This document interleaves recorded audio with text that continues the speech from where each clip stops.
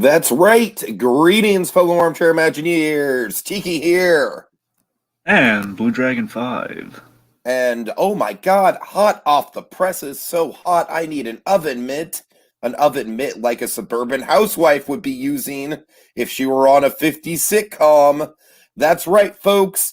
It's the WandaVision teaser trailer. All right, that was kind of sloppy, but whatever. I'm gonna go with it. Oh boy, Dragon. So this premiered what, like an hour ago?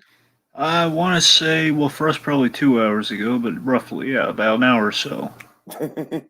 And I gotta tell you, Dragon, I've been watching this pretty much nonstop for the last 15 minutes, and I am borderline obsessed with the composition of this thing. WandaVision is by far the Disney Plus Marvel show that I've had the most excitement over, just because I feel like it's the most unique premise, and obviously with this whole sitcom element, we're really getting down to the nitty gritty of that. We're really exploring that sitcom, and basically, Dragon, I'm just stoked for this show just on a stylistic level, because of course with the MCU, as much as I like the MCU and I am a fan, and it's been fun following it. It's one giant soap opera, and the Infinity Saga was a great way to cap everything off.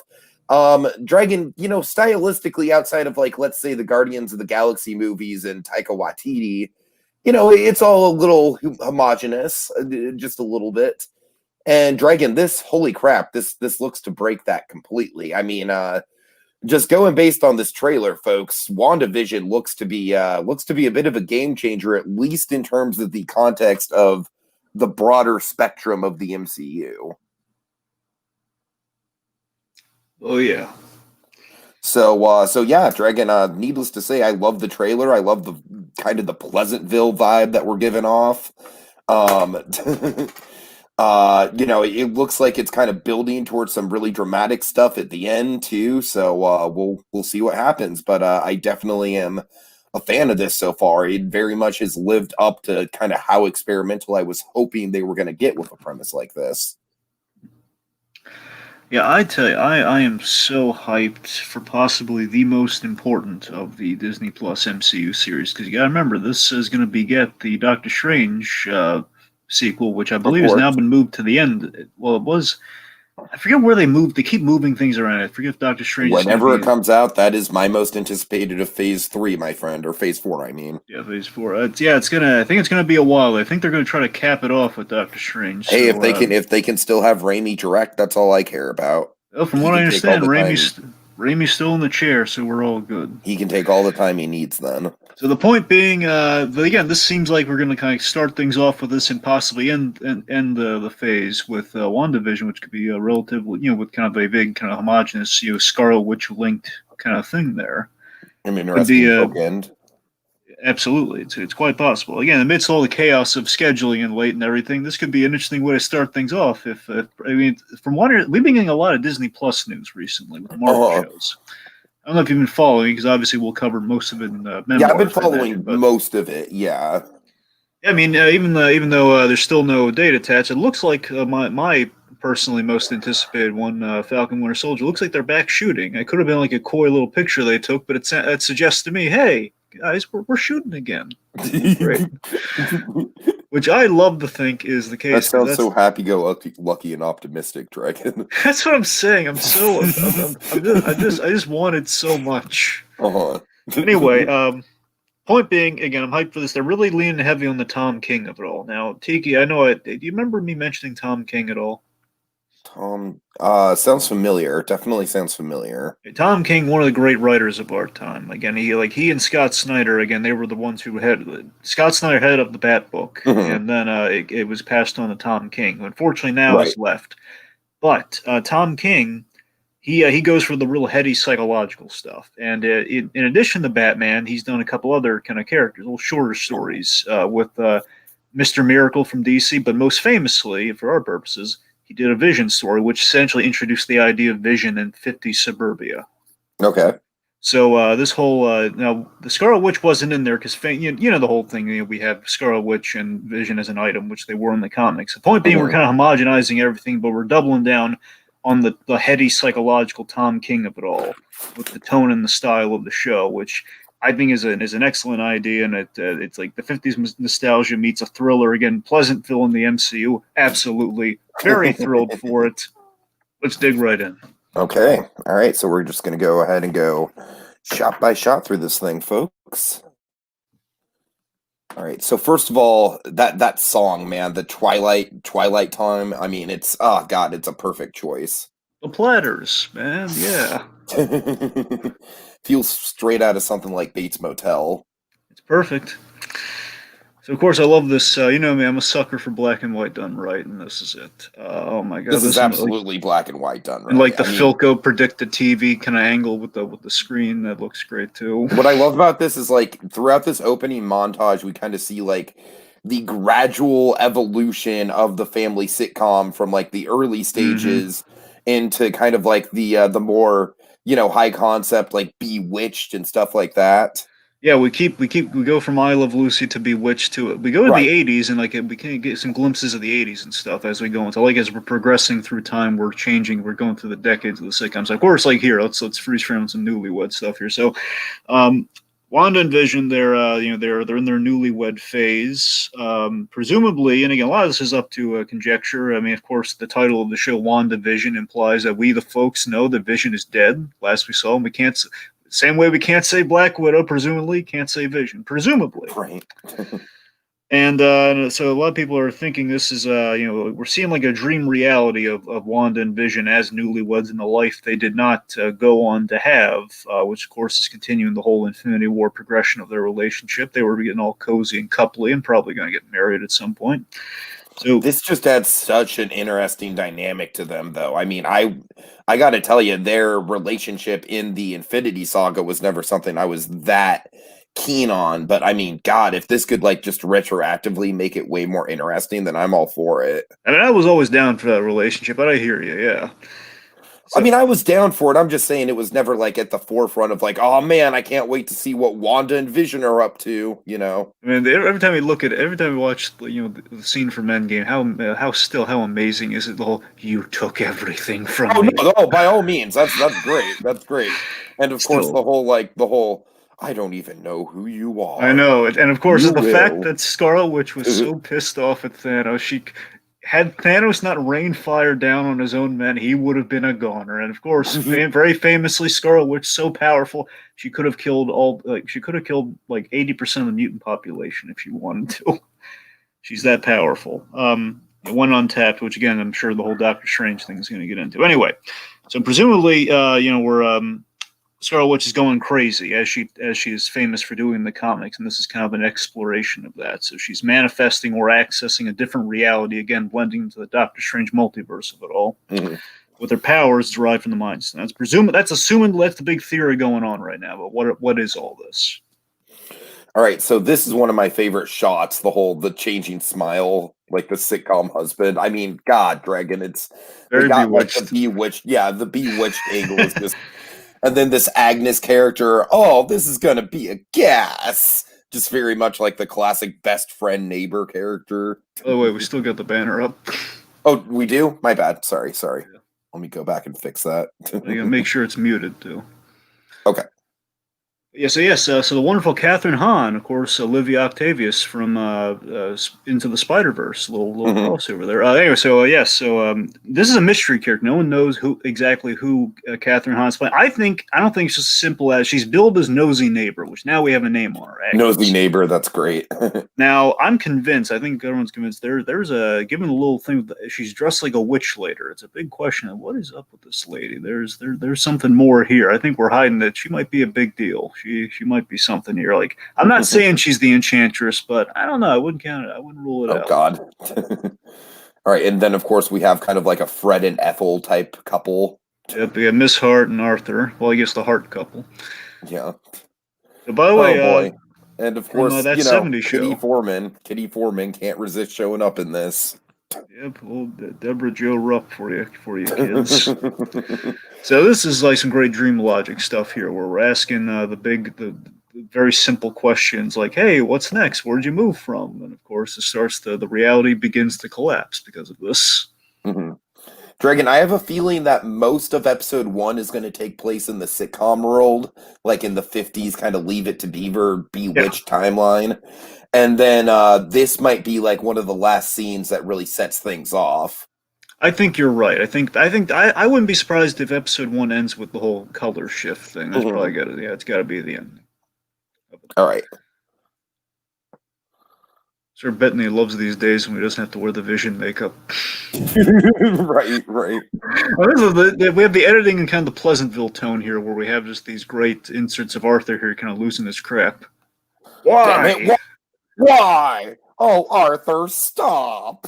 And again, this is the Tom King of it all, right here. Just like you have like this happy-go-lucky suburbia meets just like that little tense, like okay, something eerie's going on here. Tom King also gets really scary too within the psychology.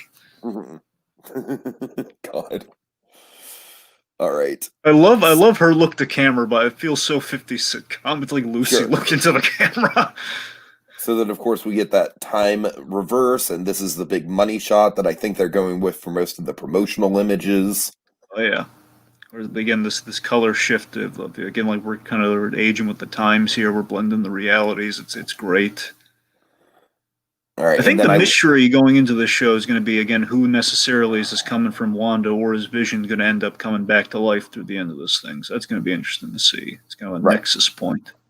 Dragon, I love the way that the music's edited into this trailer too. I love too. good trailer music editing, and this is really spot on. I mean, look at that hand effect, man. It's like in the black and white being drained out there, and of course, like we see him with kids, and of course, Wanda and Vision with kids is a huge thing from the comic. Like they wanted kids together, so this is a really good thing to explore here. Like Vision having a family, so this is cool. I'm sorry, all these shots are going by so fast, but they're all so good. Oh, look at this! Look at Catherine Hahn as like a Kimmy Gibbler. Right. All right, Like an 80s Kimmy there, Gibbler. there we go. There's the kids. There's the kids. That's what I'm saying. This whole thing of them I having like that kids he's is kind big. of got like the family ties, father dad, the family ties look. I think with the shirt. I don't know. And it looks very Full House set. Just I like Yeah, to see yeah. the set's also evolving through the times. It seems, which is even cool. It has like almost like the Sabrina staircase or something. We've seen this shot before in the Okay, promos. now again, I'm so thrilled. Like, it looks like what we're doing here and for later on is it's set during Halloween. There's gonna be a Halloween episode, be my guess. And during that, which again, wouldn't it be amazing? I'm wondering if if it's going to be a whole Halloween season, Dragon. I take it would this is never going to happen because this year sucks. Right. But wouldn't it be amazing if we get this drop so close? Another Disney show is going to drop in towards the end of October. What if we had something building to that in the month of October? That was this. Yeah, like you said, that's just too good to be true. I know this year sucks. It's never gonna happen. The one complaint I've always had about Scarlet, which is they never gave her the headpiece. And look at her now, man. So all this we use Halloween as the excuse to put them in the 100% comic accurate costumes. Say Halloween. So legitimately really good effects when we see them. I have a feeling, of course, with this show, there's going to be the best excuse in the world to have a sitcom budget, but it looks like they're not cheapening out when we go to the more full scale effects. This looks like a shot from the movies. It does. And again, this leads to my favorite bit in the trailer, by the way. This Vision bit here with Catherine Hahn with Agnes. God. But yeah, I think you're right about there being more to her than she's letting on. I mean, I think at the very least she's more mentally unhinged, and there's something going on there. But she very well. I don't know. My theory is like maybe she's also part of the loop, or in some way, or maybe I don't know. She knows more than she's letting on. There's something. Yeah. She's the key to something here. I don't know what, but she's the key to something. But yeah, this is again the haunting. Sorry, forgive me. I just keep turning Tom King into a verb here, but I rarely get to talk about Tom King. It's that this again, yet another big Tom King eerie moment here. That's really my favorite part of the trailer here. This whole I love Paul Bettany in this scene. I just love how he's like, no, why would you think that? Oh man, yeah, I just love the way he's just like processing it. Yeah, you never see Vision that casual. I love seeing Vision. That's what this series is going to have gobs of. I love seeing casual Vision. It's wonderful, Totally, and totally. I just love how terrified he is. So like, because you're dead. And then, oh man, I mean, that has a lot of implications. I mean, honestly, when I first heard that line, my thought was, oh, because he's a robot man and he's not really alive. But then, of course, I Hmm. realized that, oh wait, he is dead in the MCU. So is that, I See, like how that's I like how it could be interpreted both ways. and that's where they're hitting the tone so perfectly, Uh huh. Tiki. Where again, this show again, we're hitting the romance of Wanda and Vision again through the classic visions of the classic windows of romance, kind of the 50s sitcom, as lovey-dovey as it can get, meets the tragedy behind it that she's probably imagining this because the love of her life is dead. Now, here's the money shot for This is me. my favorite shot of the trailer Oh too. God, Yeah. I love this shot so much. It's like he already looked perfect, but how can we plus it even on plus? How can we plus it even more? Look at him, and it's Halloween. Perfect excuse. Yep, in all its Look, glory. look at him. None of this bullshit Marvel Netflix, like, oh, Luke Cage just happened to be wearing the outfit for like a frame or two. Not that there's anything wrong with that, but this is even more. I mean, come on, look at this. I hope he's Yes, dressed like this the whole episode, I Dragon. I would. really Again, I want them do. both to be in their costumes for that Yeah, whole yeah, episode. yeah.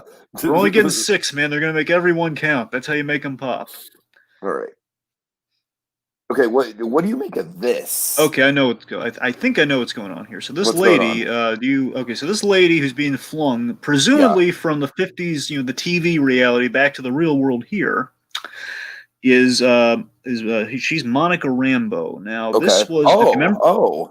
so this is the Wow. little girl from Captain Yeah. Marvel grown up. So this is Maria Rambeau's daughter. Well, Jesus Christ, that throws another wrench into the thing, doesn't it?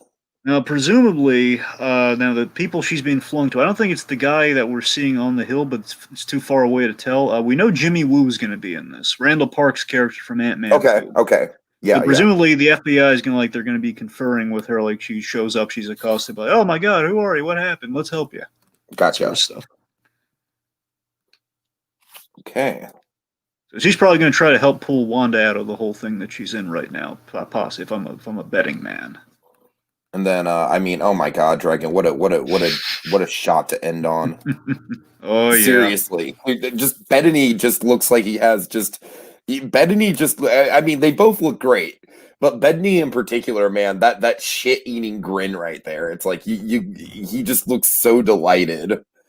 Everything about this thing just seems wonderful and that it's going to work wonders. I mean, on one hand, we're tipping off like a huge point in the next phase. On the other hand, it seems like a good, compelling show and a character drama for like, oh And god, on this another poor. hand, it just kind of seems like a fun Hmm. sitcom. It's fun. It's tragic. It's teeing up some huge monumental stuff, possibly with the Scarlet Witch kind of changing reality. As we know, a lot of people are betting money on. Okay, this show's going to lead to us getting mutants and Fantastic Four and whatnot. Oh, it's going to be fun. Some people are speculating. We'll see about that. I know. We'll say I'm like I'm not betting. I'm not putting all the eggs in one basket. I'm saying it is possible, though. I mean, again, like I have no idea how the heck you're going to get the X Men in the MCU. So this is a theory I could get behind, I guess. Like Scarlet Witch messing with reality as she's doing here. Okay, that's an easy way to do it. I'll take Sure. it. I don't need the X Men, but if we're going to put them in there, best logic I can think of. But yeah, so all wonderful things. I mean, look, I mean, it's the only thing that's hopefully we're going to get it this year because this one was, I believe, further along than Falcon It Winter was Soldiers. further along, yeah.